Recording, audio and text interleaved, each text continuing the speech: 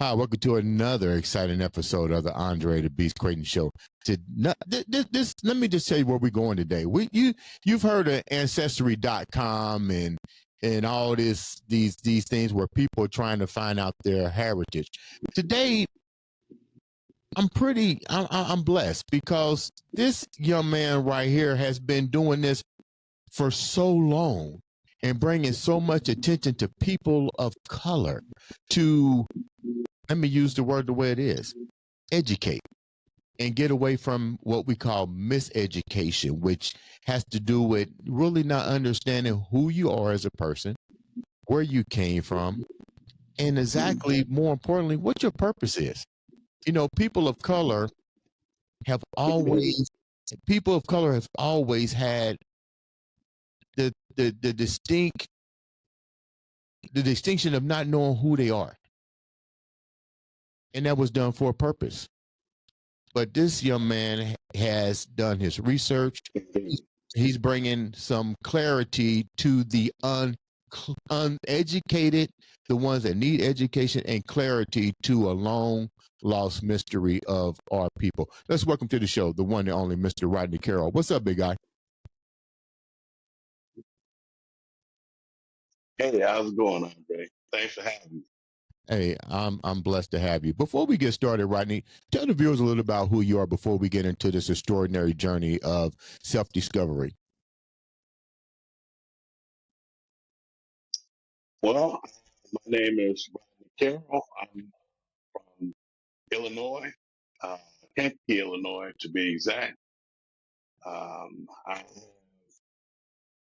been on this journey for 25 years now. Actually, this makes the 25th year. And um, again, I had said earlier that my tongue had kind of been tied up for years. Even though I was in the process of bringing forth this information, it's only been within this last couple of years that my tongue has been loose. My pen has been free for a while, but my tongue has now been loose, and now I'm available to have conversations like this. When did the journey start for you? Like, the self-discovery itself is something that people of color, let me put it like this, we really don't know who we are. We really don't know where to really start. How did this whole journey for you even open your eyes up to continue researching about you, your heritage, and our people in general?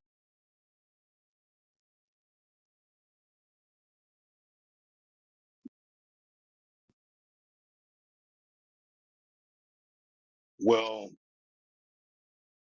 with me, what happened is in 19, I ran into some individuals from, actually, before that, a couple years before that, I hadn't read a book from cover to cover. This is like in 1998. I ran into a brother, John Edwards. John Edwards is a professor who teaches geology, but he is, heavy on the hotel. Okay. And he really inspired me to begin to look into the history. Some of the things that he said caused me to really take a deeper look. And the first book that I actually read from cover to cover was Destruction of Black Civilization by Chancellor Williams. Yeah. And that actually started me on my journey. A year or two later, I ran into some guys that was from an organization called the Moorish Science Temple of America, and it's been all to the races since. Really? So you even read such books as The Miseducated Negro, too? I may have read some of that, but I don't know actually reading that particular book. What was it about that? Is that part of G. Woodson? The Miseducation? Yeah. Okay, so I've scaved through that, but I don't think I've actually sat down and read it. I read the one that you read, and it's amazing how. Now, this tripped out part about this, Rodney, is I was a history teacher, and the things that I was teaching people of color, Native Americans, and just people in general was don't believe the history books that you're reading. Somebody else is narrating their victories over other civilizations. Absolutely. And, and it goes a lot deeper than that. But I'm going to ask you a question. When this journey started, what were some of the key passages that really shocked you? I was just talking to Jessica about the same topic, what you just met Jessica from Jessica Javen's Talk. And she was asking me somewhat similar. How did these journeys actually happen? I said, you know what? With people of color, it always happens from somebody else that's already did their due diligence and stuff. And I said, but because we've been so colonized and indoctrinated into a system of beliefs, I said, you have to literally ask yourself, why was this done? Why was this system created? Absolutely. And once you, and it's so funny, we've been so indoctrinated into all people, not just people of color. Let's get real. Let's talk realistic shit. People in general have all been indoctrinated into a system of control and government control. Now, it used to be that even white people couldn't see it. Now they're seeing that this is not just a black thing. This is not just a Native American thing. This shit is global, but it's more prevalent on U.S. soil. And they've been so indoctrinated that they can't leave the system. That is such a valid point, which is something I was going to bring up later, dealing with the 14th Amendment. Right. Go ahead. And from 1868, when they developed or created or asserted that 14th Amendment, how they pushed it off onto the people was that they were raising the slave, if you will, or the children of slave to the level of a white person, of a white citizen. Right. But in truth, what they did, they brought the white citizen down. Right. They took away the status that they initially had as, and the protections that they had under the organic Constitution for the United States of America and common law jurisdiction. Right. To give them 14th Amendment citizenship and being subject to the jurisdiction thereof. Right. So it's it has been a complete. Everyone's been bamboozled and hoodwinked. Yeah, and it's funny. You still have people that still are not clear about such events as the Bacon Rebellion. They're not clear about how their citizenship, Caucasian people, even came to be to begin with. They're not even familiar with there was a constitution before there was another constitution here. And I'd be like, well, how can you accept history as we know it? Whether you be black, whether you be white, whether you be Native American, well, we kind of know now. The Native Americans are probably a little bit more understanding about their culture because it's still somewhat in tight, but they still been bamboozled, like you said. But it's kind of like, how can you sit there and not want to, and I'm going to use this word carefully here, how can you not ask yourself, what's the big picture here? And does it make any sense that you will still hold on to something you've been indoctrinated into and that you will fight for till the day you die and not ask yourself why? It's really a spell. The system is built on magic and illusion, and it's only when you educate yourself and you are able to see through the veil that you are able to navigate more effectively. Something that you mentioned earlier about the Native Americans. that's the purpose of my book, Born of Blood. I mean, not Born of Blood, but Paper Genocide, the legal erasure of indigenous people. Yeah. So what I document in that book is how, Native Americans ain't native. Right. Could you say that again? They fail to realize. I say, I don't know why you use that word native, because you was already here. Well, we were here. We The natives, yeah. yeah, but the so-called native, the Mongolian native that we see today, Yeah. they weren't here. Right. But they have replaced us. We have gone through reclassification, removal, and miseducation, as well as uh, being replaced. Right. So, there are certain points that I bring out, because I like to even refute and rebut the transatlantic slave trade. Right. Because I saw the the Harvard Gazette. Right. They have an article that they posted where they actually say that they have only documented 225,000 people, slaves and slavers included, that were that participated in the transatlantic slave trade, over 30,000 voyages. Mm-hmm. Right? That's what they have documented. Mm-hmm. And so this additional 12 million is a guesstimation. Right. So I refute that, because it's like, how could you have a guesstimate on the total number? You have a documented number, but then you've inflated it by 12 million. Right. And now we're just supposed to believe that because you said you guesstimate.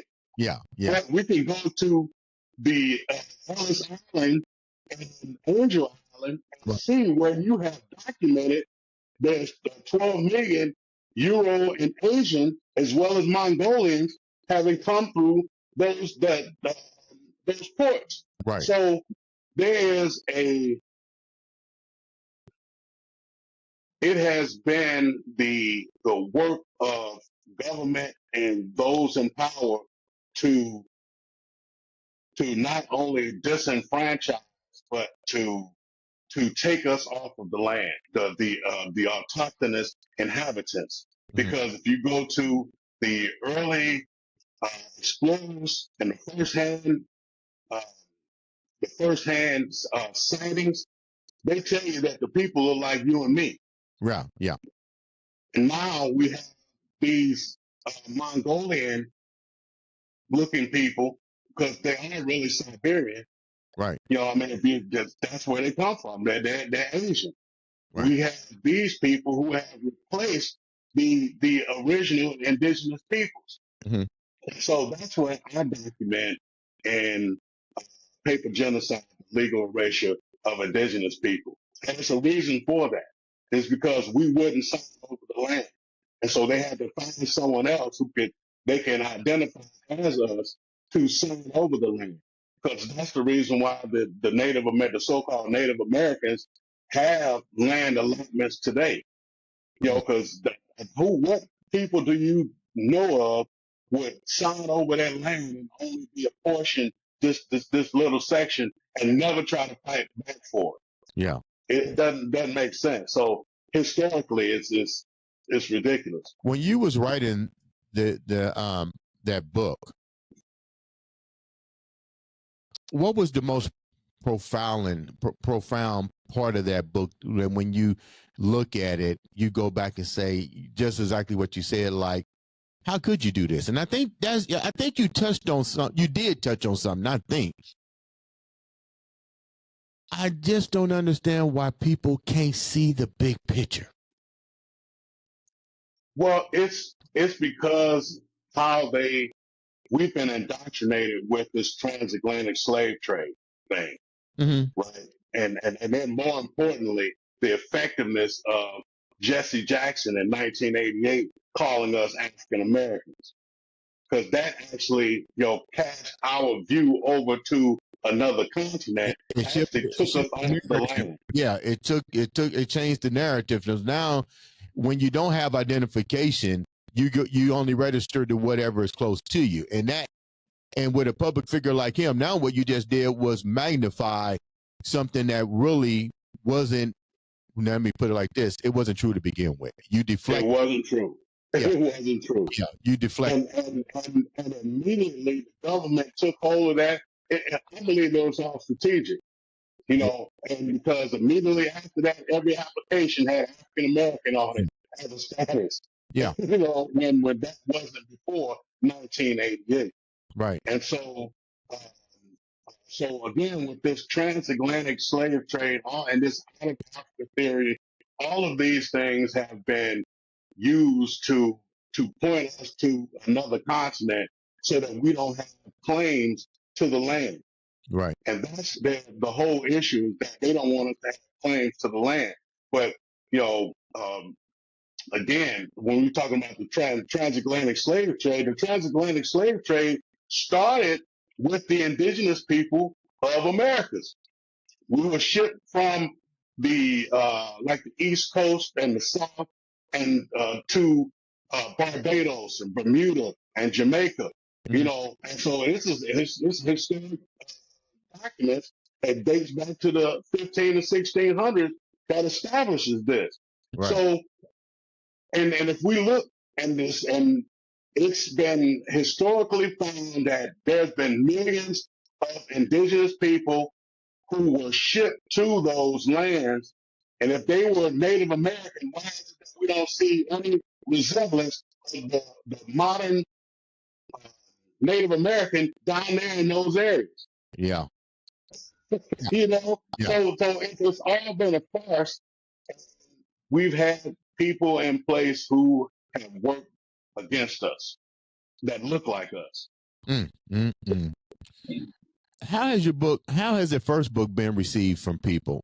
Mainly our people. How have they looked at it? You know, are you getting responses from it? What are some of the feedbacks that you're getting from people that's taking the time to read your book and listen to you? It has set ablaze, you know, because I really hadn't heard anyone talking about paper genocide prior to me releasing the book. Mm-hmm. But after releasing the book, you know, of the Born of Blood, not Born of Blood, but Paper Genocide, I've sold maybe 700 copies of that. I released it back in May, so it's been received fairly well, I'd say. So I'm happy with what has been the responses that I'm receiving. It's a godsend, Right. much needed.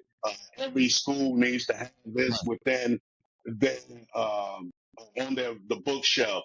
And so these are the type of responses that I've gotten from Paper Genocide, the legal erasure of indigenous people. And it's funny because we live in a new generation that people are now, they want to make a difference. They, you know, and make a change. And I think that your books have definitely done that. It's opened the eyes to the people that eyes need to be open, which is this new generation.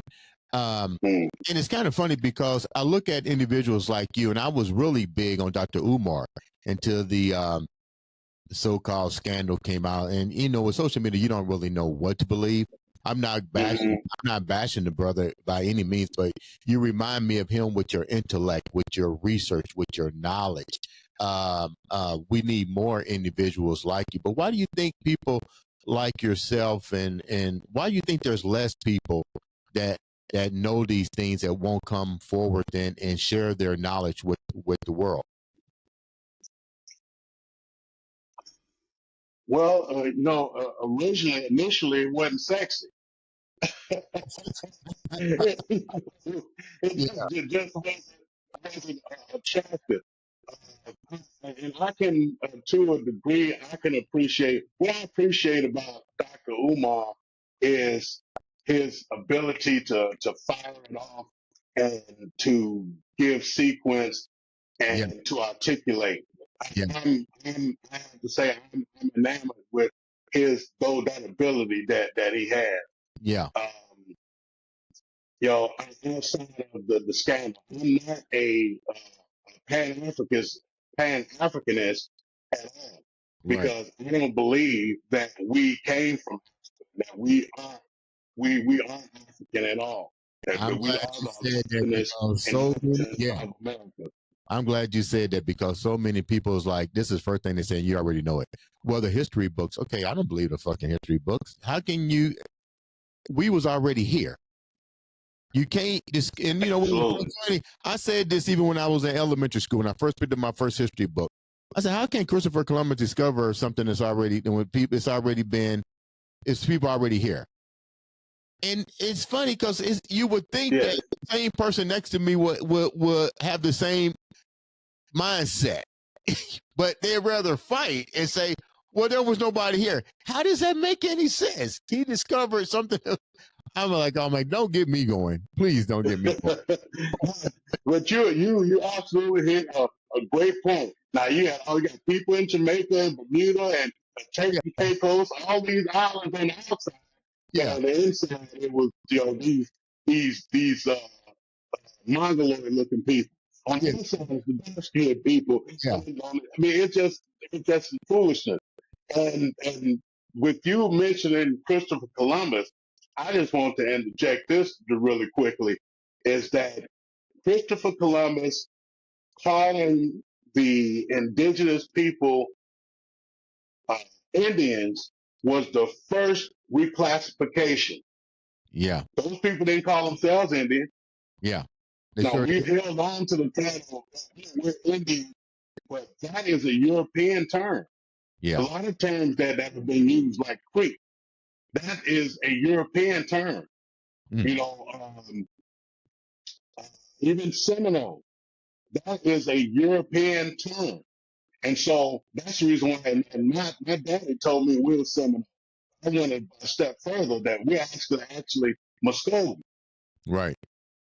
And what is Muskogee? So Clarify that a little bit. Muskogee is Muskogee, Muskogee's, it was like a confederation of many different nations or Mhm. tribes that had come together, to work as one, Mhm. because they were under European, um, colonization, and they were attempting to exterminate these people or to assimilate them into the colonial society. And Mhm. so those Muskogees uh, actually were the ones who, when you hear about the Seminole Wars, Right. being fought down in the swamps, those are the Muskogees. What do you know about the Baker's Rebellion? That's now going viral on a lot of social medias. What is your take on that, and what's your how much do you know about that in this um, um, role in history? I really haven't studied Bacon's Rebellion. I've heard about it, never really taken the time to delve down into it. Mm-hmm. Well, look, you got some homework to do then on that one. Yeah, So, absolutely. But I'm sure that um, what I am doing lines up with that rebellion. I'm sure. so with your research, and all that you've done, and it's so funny, it's now coming to light. People say, well, George Washington was the first president. I say George Washington was never the first president. There were people of color that were Hmm. presidents long before. But this is a question I'm gonna just ask. This is hypothesis. Knowing what we know about our history, about our legacy and so forth, and knowing that people like George Washington was not the first president here because this land was already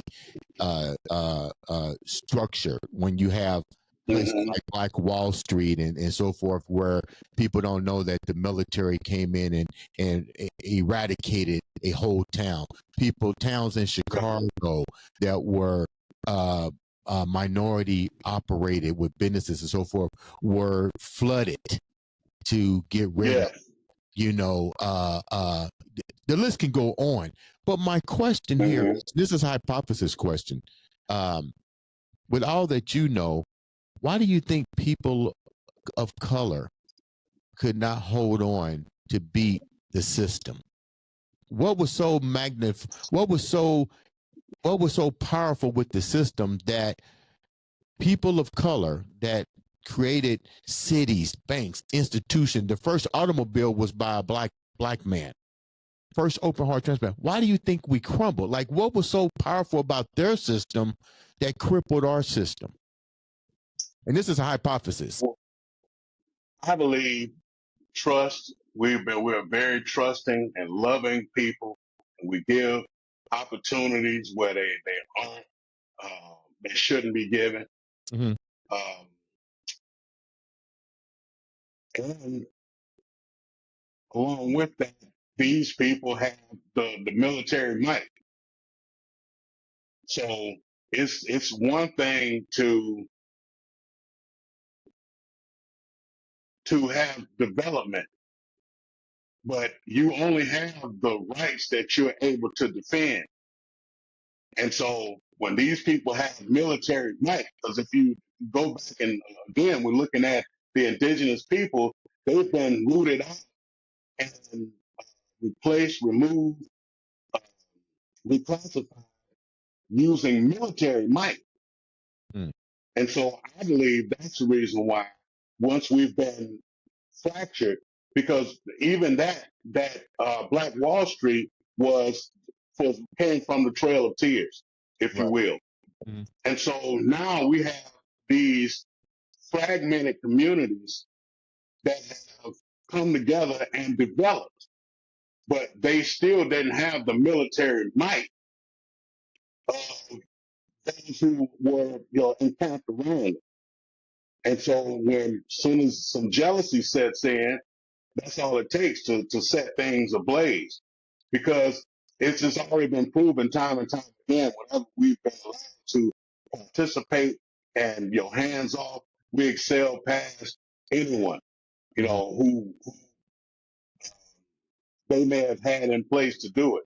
So I think the problem has been trust and not having fortified weaponry and having our own military. I was just going to say that we build great things, but we should have been focusing on military strength At the same time. at the Correct. same time. Yeah, I'm glad you said that. That does make perfect sense, because that's a question that nobody has really ever asked. If you guys were so great, what happened? And your hypothesis definitely concludes with mine. We built a lot. We're friend. We like to see people excel, but we didn't have the it's like Shaka Zulu said with his people. This is war. I'm gonna show you what war is. You know, I love Shaka. What did he say? Is this war? And look what he did. He saw what the British had. He's like, okay, well, we can't be going around dancing and throwing our spears. The war, these people are taking our land. We're going to do it this way, and we're going to build a military fortress, which I understand. That's maybe what we should have done back then. Through going through all of this, what has been some of the things that people want you to focus on the most? What are some of like three of the things that people go, I didn't know about this? Like, what do you find at least three of the key components that people of color, Native Americans, or just people in general are having a hard time digesting? The one, that we were already here. Two, that um, Native Americans are and the original inhabitants. And three, that we aren't from Africa. That is, because of the indoctrination, the out of Africa theory, like I said, Jesse Jackson with being African American, all of those. And then there's at the same time, most people aren't doing any research. They aren't doing any reading, and they're only going off of narratives. And Right. so it's like a feel good thing, and it's a herd mentality. And in order to grasp certain things, that you have to pull away from the herd in order to delve down into it. And many times people don't have the time. We're in a dog eat dog world. It's 9 to 5. Many times it's a 12-hour shift, or you're trying to work overtime to make ends meet. And Mhm. so I can't necessarily put all of these things on them because it's a whole system that's developed to keep them from wanting to know. Which leads me to my other book, Domestic Warfare, the War Against Self-Determination. People don't even have the self-determination anymore. I think some of the greatest minds of the 19th and the 20th century came from the 1940s and 50s. Those people came together and under necessity. The so-called blacks of that time came together through necessity. During World War II, when they began to unionize, because none of these unions wanted them to be a part of it, so they began to create their own unions Mhm. and have their own infrastructure. And the government, that's where COINTELPRO came in. Because a lot of people think that COINTELPRO was developed in the 70s for the Black Panthers. But that's not so. It goes all the way back to the 40s and 50s because those people had a serious network developed. And so the United States government has developed programs and institutions to keep us distrustful of one another, because we are in the 40s and 50s, that was all trust. And it galvanized. And people were able we made moves, we made strides, and developed a serious power, power infrastructure, which led to the civil rights movement, Mm. right? And at that time, it was like, we have to dismantle this. Because nothing is going to be withheld from them as long as they are together. And Mhm. so they developed, again, different programs, like I said, with the COINTELPRO. And they've used, Go a little bit deeper into that COINTELPRO, and I've never heard of it, but you saying that this was a program that I guess Hoover was in office at that time. that's Uh, correct. um, this program allowed the eradication of such political leaders as even Huey Newton and um, Bobby Seale. Bobby Seale. Yes, absolutely. It's a CIA program that's developed specifically to cause distrust and disunity in the so-called black community. Do you think that's what happened They with the Islam community with Malcolm X, or do you think that and this is your research, and I don't know much about it, but it does sound kind of strange. Could this be one of the reasons that it caused riffraff with the Nation of Islam and Malcolm X? Because this was during a time where you had Martin Luther King, who was preaching one message. Malcolm X was preaching a method. The Black Panthers was doing Bobby Seals. So everybody, but in the community, it was about coming together. So it was never about anti-hatred. It was about equality, justice for everybody. But do you think that particular protocol that was enforced, let's call it what it is, with the yeah, J. Edgar Hoover and the FBI Federation to dismember caused the eradication and the dysfunction that we're dealing with today? absolutely, absolutely, because that is their agenda, is to cause us to distrust one another and to be disunified, to not unify. And so you will notice that the assassination of like Malcolm X and Martin Luther King didn't happen until they began to come together and have communication. Yeah. And me personally, I, and people probably won't like me saying this, but I didn't agree with uh, Martin Luther King's ideals, because we had more, we were greater when we were separate than when we began to attempt to integrate. So I believe integration is um, something that has been a detriment to us as well. Because he even said that he fears that he's integrated his people into a burning house. Yeah. Yeah. You know, and Yeah. so, but using the like I said, COINTEL program, they have done a great disservice to us. They've done justice for themselves, but a great disservice to us, because now we find it so hard to distrust one another. I mean, to trust one another Mhm. and to work together. And so, just like with the gangs, the gangs used to be established to protect the communities.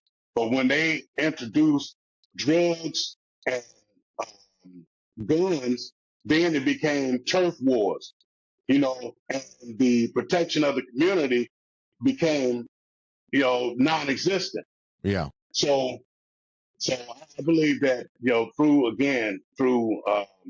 the programs that they initiated to keep us from being together like those people in the 40s and 50s. Mhm. If you had a instance where you got in trouble because you were, making a stand, they had lawyers. If you got beat up, they had doctors. You know what I'm saying? This was a full network where Mhm. we all were working together, and Mhm. they dismantled it because they saw the power that was there, and that's the reason why um,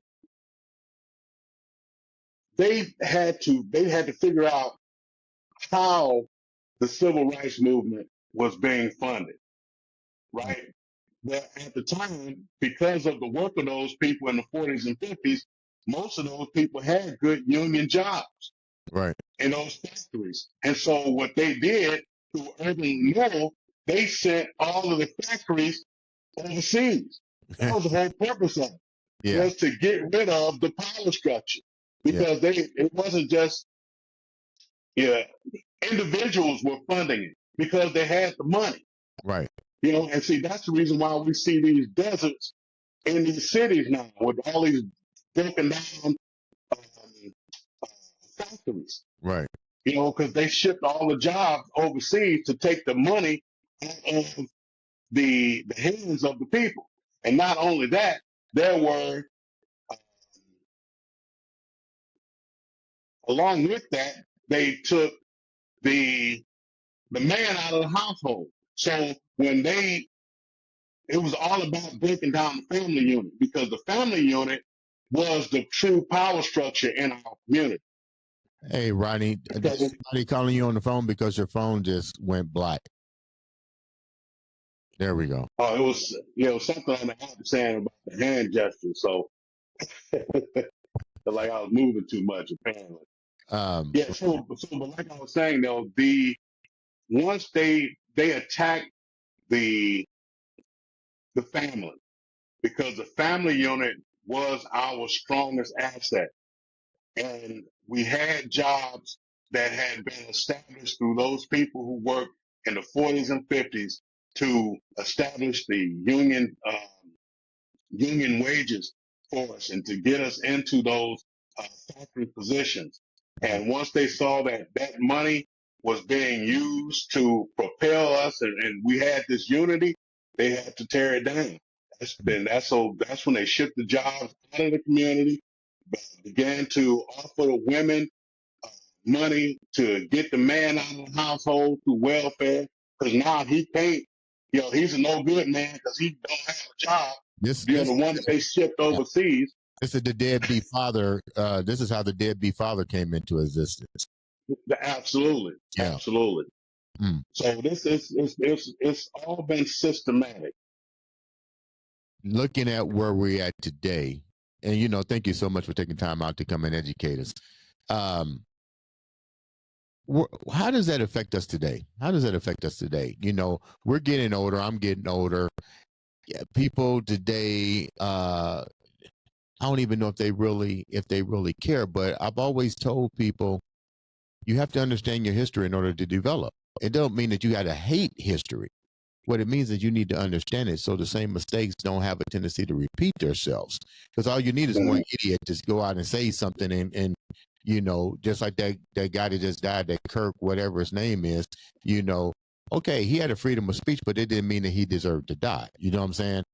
But Right. where do you see us now as a nation? Where do you see us as a whole? I see that we are waking up and want to be who our ancestors, who our forefathers were. And I see a concerted effort, even if it's just a small movement. I mean, because if I do my look at my TikTok feed, it's filled of minds like mine. Right. So that's what I see. And Okay. so I believe that there is a concerted effort to reestablish ourselves and our identity. Right. And um, that that just gives me chills just to know that we are in this moment and that that freedom is within our grips. No nation of people is supposed to be ruled over by another nation of people indefinitely. Right. And the only way that they can do that indefinitely is for the people that they rule over to be unconscious to the idea of who they truly are and what their ancestry is. And Wow. so that's the reason why I developed the Born of Blood by paper, Wow. because in order there's a way by which, or I say it this way, I have developed a method where an individual, a person, can obtain their passport as a non-citizen national, and this has been accepted by the Department of State, Wow. to where they can identify themselves as a non-citizen national without being a resident of the American Samoa or the Canary Islands. Because when you look at non-citizen national, that's how it's primarily used. Mhm. But just because it's primarily used that way doesn't mean that that's the only way that it can be used. Just like, I might be, I'm the primary driver for my vehicle on the insurance policy, but my wife likes to hop in the car from time to time. You Right. know what I'm saying? So it's just because I'm the primary doesn't mean that it can't be used, in a different way by another individual. Right. And so by developing this method, this is the first step of getting away from the presumptuous status of a 14th Amendment citizen. Because you heard Mm. Trump saying that, birthright citizenship is for, 14th Amendment, the descendants of slaves. And it's, the only reason why those people are slaves because they've been enslaved, or I like to call them POWs, they're prisoners of war. Mm. And through war, reclassification, miseducation, removal, and then replacement, we have forgotten our identity. Mm. And so this allows us to reestablish, it's a step towards reestablishing our identity as the indigenous peoples of the land. And Wow. so obtaining your passport as a non-citizen national, you are effectively saying that I'm not what you presume I am. Mm. And it's recognized by the Department of State. Wow. Wow. How can Yeah, the viewers we reach live out? in a, How can the viewers reach out to you and get more information about what you're talking about, as well as copies of your books? How can the viewers reach out to you? I'm on TikTok. As Ali L 5220 is my TikTok profile. Uh, they can get the book on TikTok, any of my books on TikTok. They can go to Amazon and find my books. You can look my name up, Rodney Carroll, and a list of the books will pop up. If they want to email me, they can email uh, to uh, makemeab@gmail.com. So it's spelled just like that. Make me, then ABE @gmail.com if they want to, um, get more information. Mhm. But TikTok is where I do most of my business.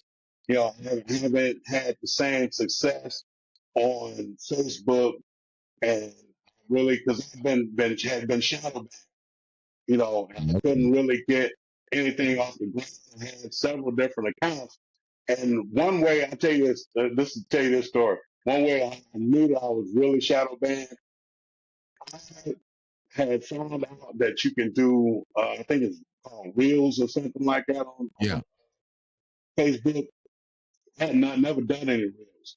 And a particular account that I hadn't been using, I decided that I did some research and I found out how to go viral using Reels. So I went to that account, began to post some Reels, and the first reel was like 25,000, then it was 100,000. And this is all like within a week. Then I got to a million views, right? And then Right. we shut it down and went back to, I got 100. They get past that. It was like, who let this nigga to do? No, So, like I said, I just haven't had the same success, yeah. even on YouTube. But TikTok has been very, very graceful. And honestly, I've had some accounts shut down on TikTok as well. But what happened is I stepped aside and I prayed and I asked the Most High, how could I get the message across? Because I have a zeal and I want to deliver. I Right. said, but I'm being faced with this wall. And he just gave me a different blueprint. I'm talking about the next day, gave me a different blueprint. And I haven't had any violations or anything since. That sounds wonderful. You know what, Rodney? Thank you so much for taking time out to bless me with your presence on the show to educate not only my listeners but to also educate me. You're never too old to learn something new, guys. So make sure you guys please click, follow, subscribe. All it takes is a click to change somebody's life and to make a difference in somebody else's life. Ladies and gentlemen, this has been another, and I do mean another, Indeed. exciting episode of the Andre The Beast Crayton Show.